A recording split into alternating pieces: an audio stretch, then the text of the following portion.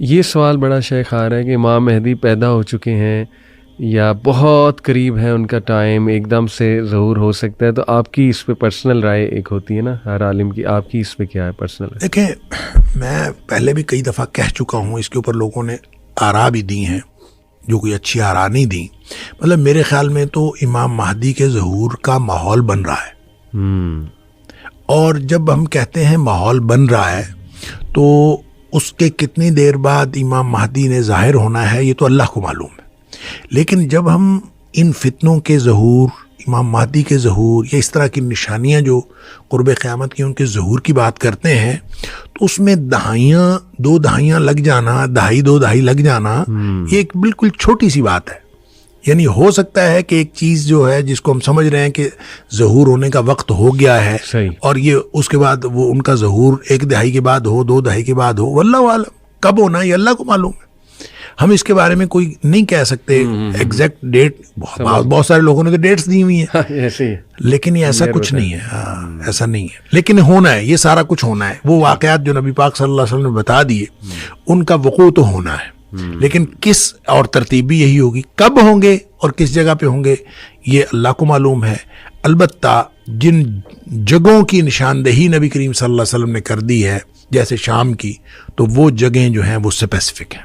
تو how to be sure کہ ہم کم از کم ان کے اس رینک میں شامل ہو جائیں اگر آج کوئی عنقریب ظہور ہو جاتا ہے، as a family, as an individual کس گائیڈ لائن کو فالو کریں، اپنی فیملی کی توجہ کس طرف دلائیں اتنی تیزی سے جو حالات چینج ہو رہے ہیں، کہ ہم کوشش کریں کہ رف ٹف کا عادی بنائیں. صحیح. اس لیے کہ ہم جو نرم گرم بستروں میں سونے والے ہم جہاد پر کیسے بیعت کر سکتے ہیں؟ صحیح. اور امام مہدی کی بیعت ہوگی جہاد پر. بالکل ایسے. لہٰذا جو لوگ جہاد کے لیے ٹریننگ لینے کو بھی ایک مشقت سمجھتے ہیں تو وہ کیسے ان کی بیعت کریں گے؟ اللہ، ان کے لیے تو پرابلم ہوگا. لہٰذا اس کو دیکھیں، یہودی اپنے بچوں کو ٹریننگ دیتے ہیں، ساری دنیا کے لوگ اپنے بچوں کو جنگی ٹریننگ دیتے ہیں. ہمیں بھی ایز مسلم نیشن کے طور پر، مسلم ملت کے طور پر ہمیں اپنے بچوں کو جہادی ٹریننگ دینی چاہیے. اور امت مسلمہ کے حکمرانوں کو اس بات کا اہتمام کرنا چاہیے. اور میں تو کئی دفعہ پہلے بھی کہہ چکا ہوں کہ پاکستان کے تمام عوام کے اوپر، مثلا ہم پاکستان کی بات کرتے ہیں، تمام عوام کے اوپر جنگی ٹریننگ لازمی ہونی چاہیے. بالکل صحیح. اور یہ بالکل ہر بچے کو، جیسے دیکھیں پہلے NCC ہوتی تھی اسکولوں کالجز کے اندر، میرے دور کی بات ہے یار. ہاں جی، NCC ہوتی تھی، کچھ نہ کچھ ٹریننگ ہوتی تھی. پھر جانباز فورس ہوتی تھی، اس میں کمیونٹی کے لوگ ہوتے تھے، کچھ نہ کچھ ٹریننگ کا سلسلہ. تو میں یہ سمجھتا ہوں کہ ایک خاص عمر کی حد پہ جا کے فوجی ٹریننگ دینی چاہیے اور قومی لیول پہ اس کو لازمی قرار دیا جانا چاہیے اور سب لوگوں کو ٹریننگ دی جانی چاہیے. اور جب وہ ٹریننگ موجود ہوگی، رف ٹف کے عادی بنیں گے. دیکھیں کیا حالات بننے ہیں اللہ کو معلوم ہے، لیکن یہ جو کمفرٹ زون ہے نا، اس سے بہرحال باہر نکلنا ہے. اس کمفرٹ زون میں رہ کر امام مہدی کی بیعت نہیں کی جا سکتی، یہ پکی بات ہے. اس سے باہر نکلنا ہے، اور اس سے باہر نکلنے کے لیے آپ کو اپنی ٹریننگ دینی پڑے گی، اپنے بچوں کو اس بات کا عادی بنانا پڑے گا، رف ٹف کا عادی. دیکھیں نا، مثلا دجال کے ظہور کے حوالے سے نبی کریم صلی اللہ علیہ وسلم نے ایک بات فرمائی کہ سارے رزق کے وسائل اس کے پاس ہوں گے. بالکل سارا کچھ اس کے پاس ہوگا. وہ جس کو چاہے گا وہ دے گا، جس کو نہیں چاہے گا نہیں دے گا. اب کتنی بڑی آزمائش. صحیح بات. صحابہ کہتے ہیں اللہ کے رسول صلی اللہ علیہ وسلم ہم پھر کھائیں گے کیا؟ یعنی سارے وسائل اس کے پاس، تو ہم کیا کریں گے؟ صحیح. آپ نے فرمایا تمہیں لا الہ الا اللہ پڑھنا، اللہ اکبر پڑھنا، لا حول ولا قوت الا باللہ پڑھنا، یہی کافی ہوگا. اللہ. آپ یہ بتائیں کہ ہمارا پیٹ بھرتا ہے اللہ کا ذکر کرنے سے، لا الہ الا اللہ کہنے سے، اللہ اکبر کہنے سے ہمارا پیٹ بھرتا ہے؟ نہیں بھرتا. نہ ہمارے بچوں کا پیٹ بھرتا ہے. اس کا مطلب یہ ہے کہ اپنے آپ کو اور اپنے بچوں کو اللہ کے ذکر کا عادی بنائیں، اور اس طرح عادی بنائیں کہ ان کی توجہ جو ہے یہ فاسٹ فوڈ اور کھانا پینا اور یہ ساری چیزوں سے ہٹ کے اللہ کے ذکر پر ہو.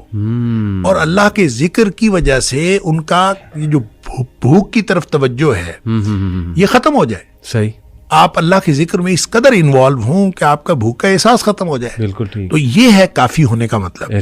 تو اس کا عادی اگر ہم نے بنایا ہوا ہے اپنے بچوں کو، یہ خود عادی بنے ہوئے ہیں، تو پھر یہ اس وقت سفائز کرے گا، گزرنا تو نہیں.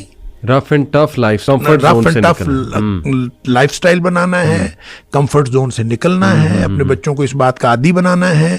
اور میں تو قومی لیول پہ میں سمجھتا ہوں کہ قومی لیول پہ ہمیں جہاد کی ٹریننگ کرنی چاہیے.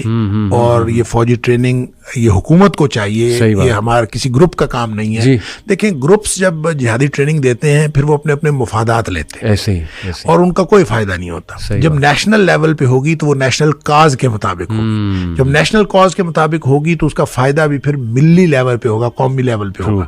تو اس کو حاصل کرنے کے لیے پھر جب کبھی امام مہدی کا ظہور ہماری زندگیوں میں ہوتا ہے، ہماری زندگی کے بعد ہوتا ہے، اگلی نسلوں میں ہوتا ہے، جب بھی کبھی ہوگا ہماری نسلیں اس کے لیے تیار ہوں گی. بالکل ٹھیک. اور جب تک ہم نے اپنی نسلوں کو اس کے لیے تیار نہ کیا، میں یہ سمجھتا ہوں بہت بڑے فرض سے غفلت برتیں گے جب ہم نے تیار نہ کیا. شیخ یہ کیس اسٹڈی بڑی زبردست سورہ البقرہ میں ہی ہمیں ملتی ہے. میں اکثر اس پہ غور بھی کرتا ہوں کہ دیکھیں حضرت موسیٰ علیہ السلام اپنی قوم کو لے کے 40 سال نہیں انٹر ہو سکے بیت المقدس میں. کیا یہ ہے وجہ کہ دیور ناٹ ریڈی؟ جو قوم تھی اس نے جہاد سے بھی انکار کر دیا تھا اور شرک میں بھی پڑ گئے تھے.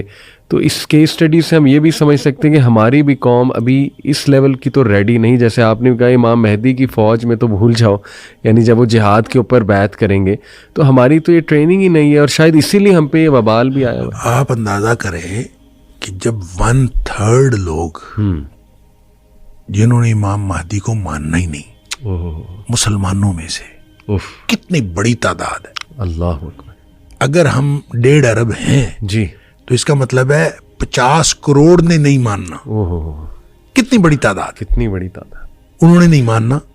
تو جو نہیں ماننا تو اس کی وجہ کیا ہوگی؟ وہ وجہ ہمارا کمفرٹ زون ہے کہ ہم اس سے نہیں نکلنا چاہتے. صحیح. ہم جا کے اپنے آپ کو اس رف ٹف لائف میں نہیں بھیجنا چاہتے اپنے بچوں کو. اور خود جب ہم کوئی ٹریننگ نہیں ہے، کوئی موٹیویشن نہیں ہے، کوئی موٹیویشن کبھی ہوئی ہی نہیں ہے، کبھی کسی نے بتایا ہی نہیں ہے، کبھی کوئی نیشنل لیول پہ کبھی کسی نے اس بات کی تیاری نہیں کی، تو یہ 50 کروڑ تو ایک طرف ہو گئے.